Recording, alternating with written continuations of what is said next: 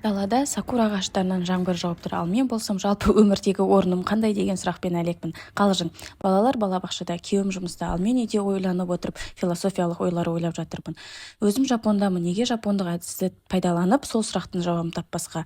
Жалпы сұрағымдың қандай екен видеоның соңында айтамын. Гуглда аштым да икигай деп жаздым. Көп суреттер шықты.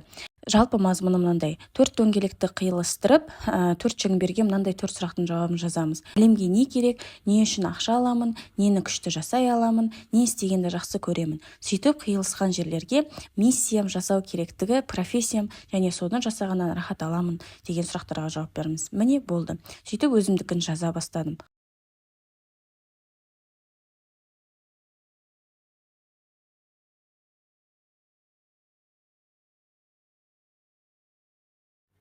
Шимай болып кетті ма? Жарайды, өзіме де сіздерге де түсінікті болу үшін осылай жеке-жеке жазып өтейін. Сөйтіп өзіме керекті 4 сұрақтың жауабын таптым. Миссиям, жасағым келетін нәрсе, профессиям және де соған ақша төленетін нәрсе. Міне осындай Шимайдан осындай жинақы түр шықты. Соны ойладым, неге ондай? Біз тек қана қазақ тілінде жүргізіп жатырмыз. Көптеген комментарий маған жазады. Бір жағымнан мынау жасаған анализі аянда да дәл сондай айтпақшы, дисклеймер. Мүмкін сол кезден бастап Құдай маған сондай алдыма миссия қойған шығар деп. Олай жасағым келеді, маған ұнайды себебі